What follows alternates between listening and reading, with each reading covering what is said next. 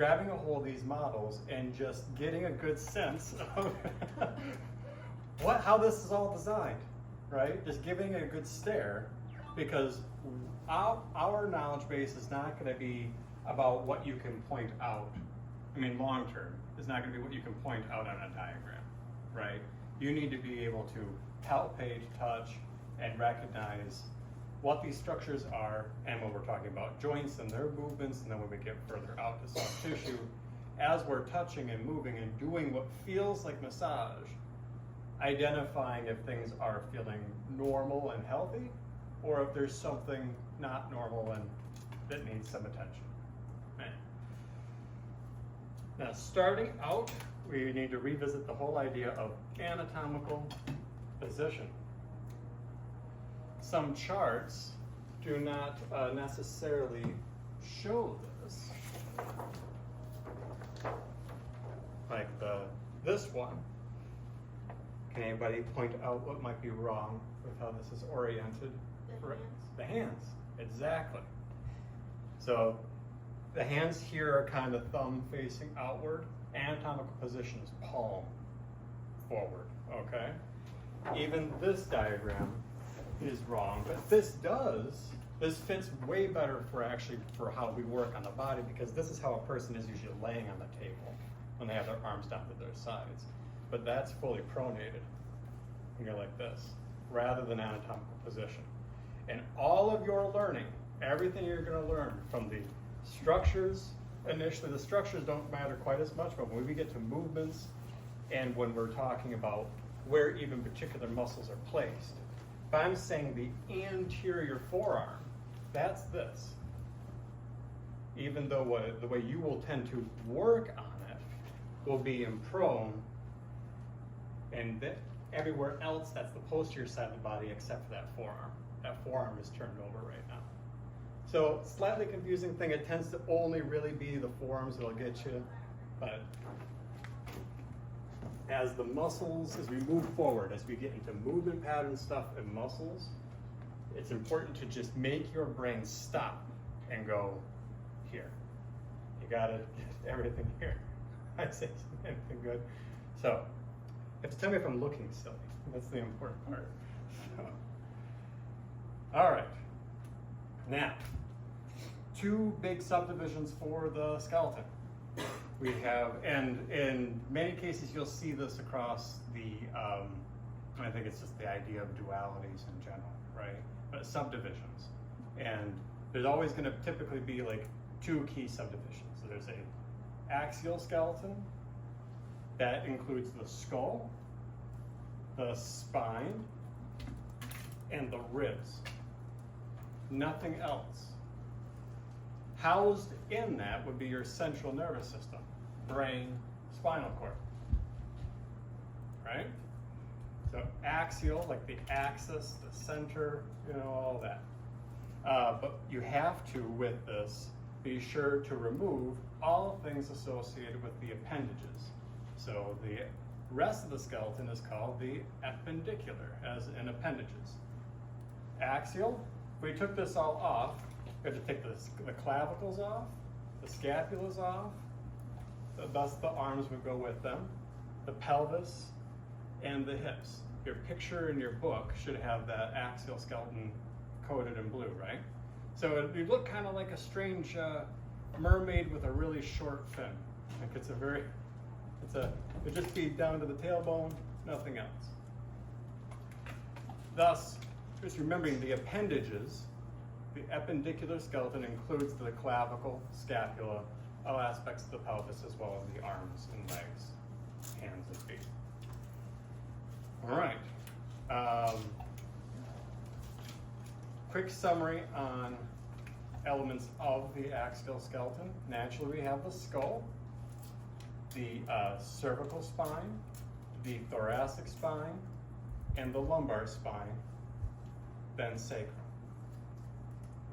Attached to the thoracic spine, the ribs. Okay? The way I remembered the cervical stuff, the vertebral numbers to start was this: 7 for cervical, 12 for thoracic,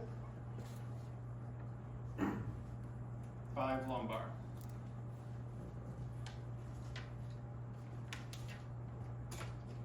With the thoracic skeleton, you're going to have a rib for every vertebrae. So there's 12 on each side, thus 24 in total. And then you can see that only some ribs come all the way around, right? Now they're all bone back here and to the sides. Here's our sternum. The attachment points for the ribs are cartilage here, okay? So that it's more flexy. These wrap all the way around, but then see how there starts to become this strange thing down here? These ribs have a complete, I don't think we had a term, a complete cycle, right? They go all the way around. Bone, they turn to cartilage, and oh, there we go, here. Even though there's kind of a fusion here, it's more clearly delineated up here, right? It's obvious that these are separated and individually attached to the sternum. We keep going down, these two individually attach, but these bottom, not bottom three, there's 5 at the bottom. There's 7 true ribs. It's like 7 is a magical number. There's 7 cervical vertebrae, and there's 7 chakras. There's 7 true ribs, okay? Then there are 3 false ribs. These are the ones that come over and then unify into an attachment that comes up onto the sternum. Then you have your 2 weird little floating ribs. And these are the ones you end up having to worry about right now. These bottom floating ribs will be something that is important for you to learn how to navigate around and kind of avoid, all right? That's just kind of the quick side of that. But here, you heard it once, you'll hear it again, and then you'll read it. That concludes, aside from the sacrum. Sacrum isn't something to worry about too much right now, right? We're not gonna, there's not soft tissue right on top of here. The sacroiliac joint is an important place where dysfunction tends to occur for people. That's right here, the joint where the sacrum actually meets the pelvis, the ilium. So sacral iliac. So a lot of these terms, thankfully, do kind of mesh together and they make sense. There are some that don't, and they just sound like alien terminology, and it is what it is. But axial, great. Now we get to some parts of the skeleton that are a little bit harder to navigate around, and that's going to be the scapulas and the pelvis. Let me come back to one idea and principle that will reflect a lot as you're learning how the body is designed, especially via the nervous system. But when we're trying to figure out how to help somebody, it's usually correlated with a few things. It's either going to be just outright sensation discomfort, or it's mobility. And the two tend to come together, right? If something hurts, you don't move it appropriately, and if you can't move it appropriately, it tends to hurt. Or at least cause, an awareness that there's something wrong. And it'll be the area of improvement that people are seeking. And that's gonna tend to come down to posture or actual locomotion-based movement. It's gonna be, if I can't sit or stand comfortably, that's a bad time. But if I can't sit or stand comfortably, that's certainly going to affect how I walk, let alone run. But then if we get further out and we're talking about, can we help a person walk better? Can I help a person run better? Then we're getting a bit more refined. And the body, in order to do this crazy balancing act of standing on 2 legs, I mean, anybody that's had a baby around, at least, the development of moving towards walking can be really fascinating to reflect on or watch when we think about how a lot of this is designed. At first, the kiddo has to be able to just turn over and even raise their head up, because look at that bowling ball. And for them, it's even bigger. It's outsized comparatively. They have to build up a lot of stabilizers deep here at the base of the skull. So that's a lot of this kind of mechanism of being on the tummy and being of the kind of Superman and all that. And then when we get to crawling phases, the crawling phases are going to be predominantly about how we're stabilizing through our arms, but we're moving our shoulders and our hips together. And sometimes there's a shuffle or a dominant leg and one leg's up doing something strange while the rest of the body is crawling. There's always interesting adaptation patterns, but the pattern at the hips and the shoulders that begins to occur in crawling is this. And then once we can stand up, but getting to that point, the action of standing up and being able to go back down and stand back up again, that's its own journey, right? So, but then what we end up with is what are the areas of the body that are paired neurologically? The structures of the skeleton will also mirror this, but ultimately it tends to do this cross-body thing. At the axial skeleton, pretty much it's that the cervical spine and the lumbar spine are paired because of the two movable segments, and then the two segments that have this bow to them. This part is associated with this upper body appendage part. This part's associated with the lower body appendage part. So in order for the shoulders and scapulas to function appropriately, the neck has to be doing its stuff correctly and vice versa. Same thing down here. If the pelvis and the hips aren't doing a good job, that's going to cause additional stress in the lumbar spine. If the lumbar spine is having issues, it'll probably cause something further down the chain. So neck, low back, paired. Easy formula for somebody who has a problem. If the problem is predominantly in the neck and or low back, it makes sense to make sure we address both, because you'll learn more and more that there's a lot of correlating parallels here. An example posture that would be this. You won't see a person come in like that, right? They're going to find a way to get their eyes level at the horizon so they can kind of navigate the environment appropriately. So they'll come in like this.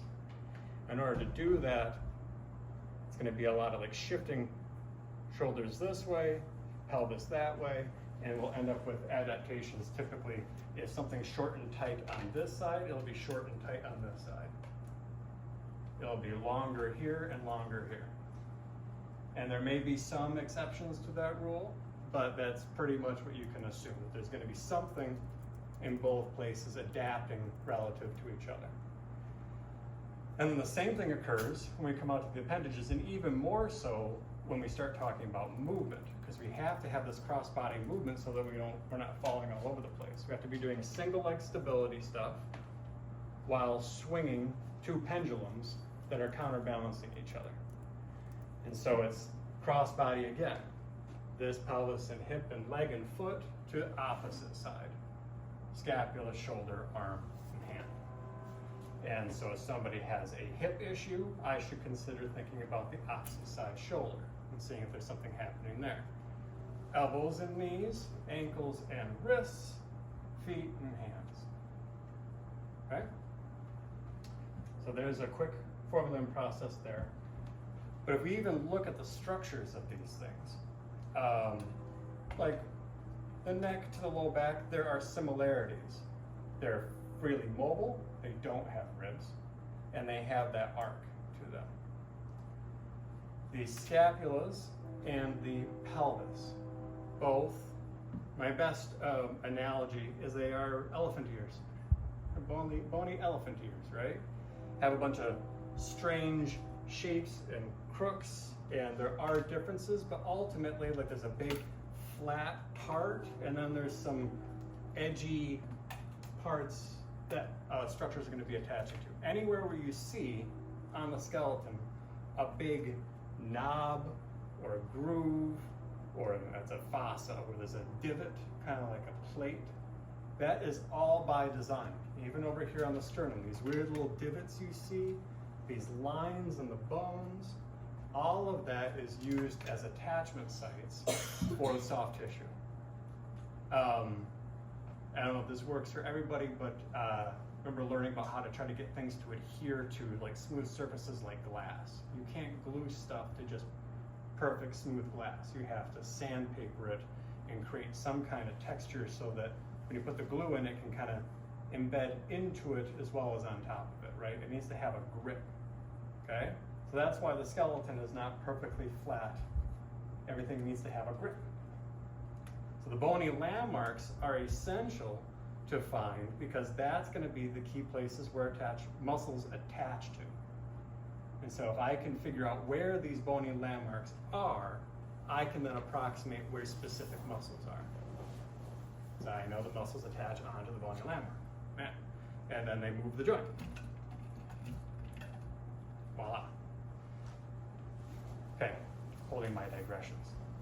The only unique thing up here, comparatively, is the clavicle. All right? The clavicle holds the shoulders back. It stabilizes the structures in such a way to allow for more motor control and strength in certain actions. If we do comparative anatomy across all animals, if it can climb a tree or something, it usually has a clavicle. If it can't climb, it either doesn't or it has a tiny vestigial one. So like horses don't really have a clavicle, and they might have a tiny vestigial one. But cats do, even though it's kind of loosely attached, okay? So, kind of a cool thing if you even look at all the animal friends. And then I can stare at something and be like, if it has one of these, it can climb up a tree and get you. And if it doesn't, then it's gonna probably be on the ground eating grass. Right? Okay. Everything else tends to be the same. For mammals, it is pretty much all the same. You have, sorry, let me put this around. Elephant ear shaped thing. Okay, so let me spin this back around so it's elephant ear shaped thing.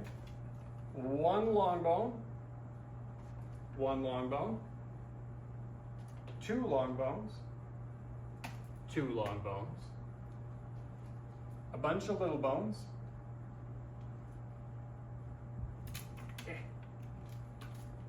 bunch of little bones, but bigger, and then digits. That's the universal design. Then we just are stuck having to name all these. And some of this is different, like our hands aren't that different from some other creatures, but our feet certainly are. Like if you're ever looking at a dog, that angular joint you see below their knee is actually the ankle.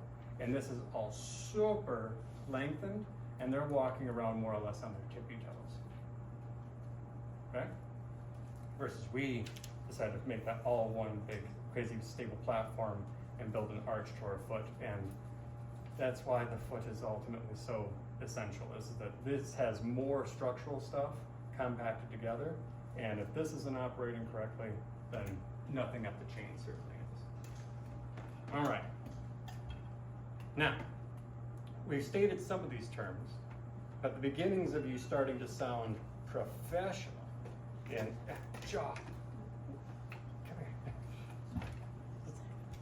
Here we go. So, we've talked about sternum, clavicle, but we want to start saying things like clavicle instead of collarbone. We need to start saying scapula instead of shoulder blade. We need to be clear that we're identifying the pelvis from the hip. The pelvis is what we're going to predominantly be calling it, and you're going to hear more terms with that associated with the ilium, which is the big flat part here, and the iliac crest, which is the ridge that comes all the way over the top of that flat partition.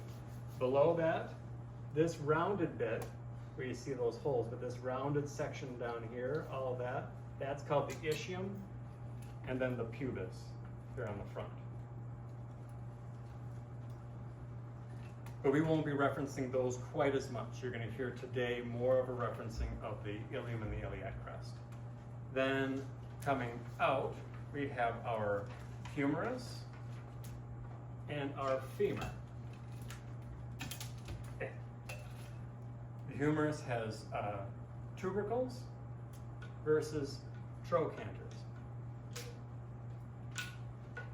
the trochanter, the greater trochanter out here, there's a lesser trochanter too, that one right there, greater trochanter, lesser trochanter. We will be palpating that greater trochanter quite a bit. Then as we come down, at the elbows, we have some condyles and epicondyles. Epicondyles are above, epicondyles are more below, but condyles. The unique thing about the forearms is the unique thing here compared to here. Let me turn this around again. The hips and shoulders are pretty similar, aside from the fact that the scapula is mobile and the pelvis is more or less fixed. The pelvis has some mobility, the scapula has a lot, all right? Scapula also is attached to the clavicle. And quick segue as I'm finding my way through this. Cool thing in terms of structural attachments, joints to joints, meaning, and a joint is a bone to a bone, okay? That's how we always define it. The terms here are always going to be about essentially connections. So a joint is going to be where a bone meets a bone, and those are connected via ligaments. So ligaments attach bones to bones, tendons attach muscles to bones. Yeah, it's not so bad. But the scapula is only actually hard fixed to your axial skeleton via the clavicle. Everything else is freely mobile. Now, there's other attachments with like connective tissue and structures like that, but in terms of like actual skeletal related attachments, your arms are connected to your scapulas, and your scapulas are connected to your torso, your axial skeleton, via your clavicles, right? Down here, we have, this is our key attachment point, thus why there's a lot of issues. The differences, though, is where I'm finding my way around this, from the elbows to the knees. The knee and even the lower leg are slightly, the knee has a little bit more mobility, but this lower leg part has less mobility. We'll come back around to that. We have a patella here, this weird little floating bone. And that really is floating. It's floating in a connective tissue like a little balloon. Above it, it turns to muscle. So technically that's a tendon above it. But below it, where it attaches this bone to the tibia, this tibial tuberosity, that's a ligament. But it's kind of enveloped in one singular balloon of connective tissue that attaches to bone down here and turns into muscles up here. So patella is unique, clavicle unique. The elbow, instead of patella, has this pointy end right here, and this is where you have some sci-fi-like terms, the olecranon, okay? So when you feel the tip of your elbow, that's what you're feeling, is the olecranon. That olecranon, now, in terms of range of motion, we have an anatomical range and a physiological range. Once we put all these soft tissues on here and we build in a nervous system that is essentially designed to move these structures but also protect them, the body kind of defaults ideally to a person not moving their joints to the point that the bones are making really hard, close contact. There should be a stopping point that is prior to that. So you'll hear like a soft end feel. An example of that would be taking a finger, and then although it's as far as I can physically take it using my muscles, there's a lot of flex there. Whereas not like those bones don't have a little extra wiggle room, okay? The elbow, however, can get pretty much to a hard end feel, but like this would be kind of an extreme example. So anyway, that would be a little bit hypermobile. That'd be a touch, quite a bit hypermobile. So it should be a bit closer to that, ideally. That being said, even I have a little bit of hypermobility in my elbows, all right? Other unique thing here is the radius and the ulna. The ulna is what becomes your elbow joint. See that? This bone is there, but it's not the one making contact with the humerus. So the ulna is on the pinky side of your hand, or pinky side of your arm, if you're looking at it in anatomical position. Okay. And look at how it flip-flops. The ulna gets bigger and makes up the jointed structure here at the elbow, but then it tapers and gets small at the wrist. The radius is the biggest bone of the wrist. And it's the radius that takes your hand for its journey when you turn your hand over. That's what's happening. So watch real close. I just pivot that radius over. That's what's happening in there. It's not your elbow, it's the radius. Neat.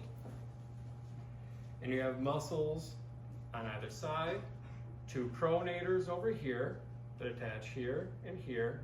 And so when they pull in that direction, when you're looking at these anatomy pictures, looking at how the muscles are oriented, and when the pictures have the striated lines showing the muscle fibers, that shows you the directions that they pull. So if it attaches from here to here, the pull would be like this, like a string.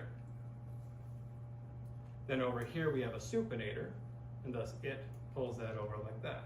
And even your biceps attach down here in an interesting way that causes supination to occur. But anyway, wow. Then we have carpal bones. Those are the small bones. The carpal bones, those are all the little round pebbles here. Then you have the phalanges. Those are metacarpals, which are all of these long bones. I'm touching them right now. That's a metacarpal, that's a metacarpal, metacarpal, metacarpal, metacarpal. The thumb or big toe are 1, 2, 5. So 1, 2, 3, 4, 5. The same thing for the phalanges. But only when we get past that first set of long bones here are we to the actual digits.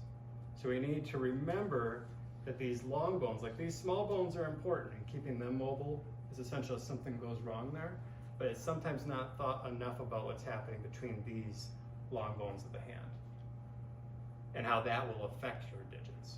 So the phalanges are the digits, and they start right there. All right, now comparing that to the lower leg, I'm gonna bring this up. Flexibility, okay, flexibility. Differences down here.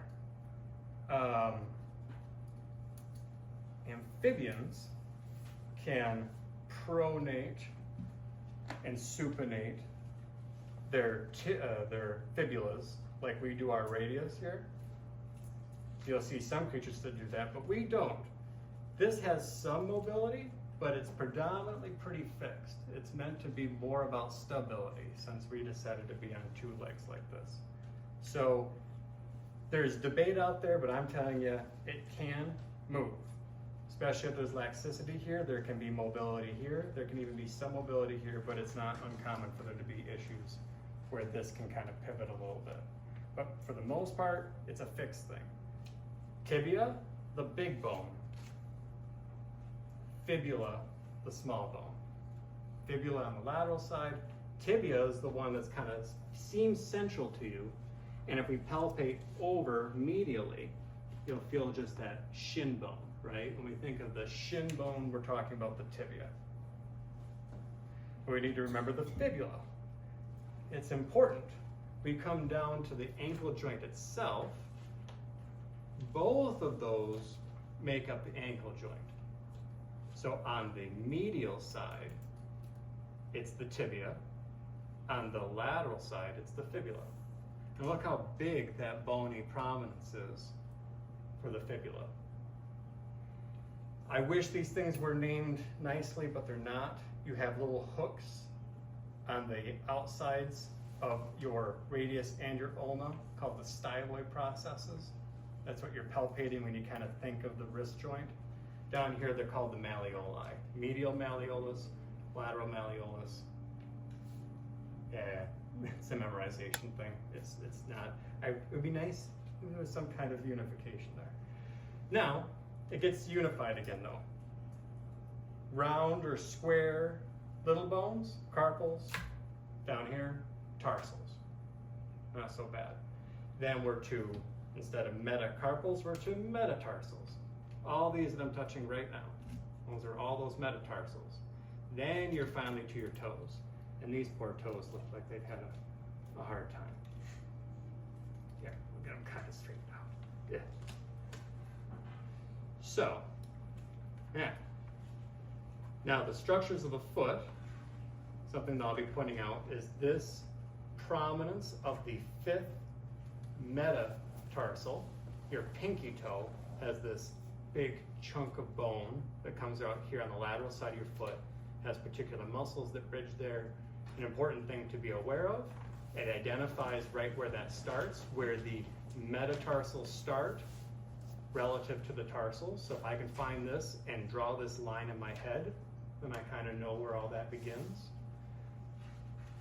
We'll go through all these individual names. There's no point going through it all now initially. And then we're to our phalanges again.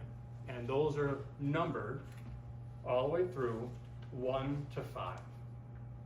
So 1, 2, 3, 4, 5.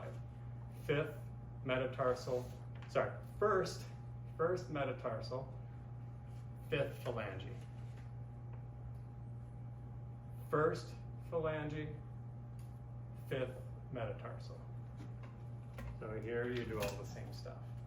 So thumb or big toe is 1. And voila, there you go.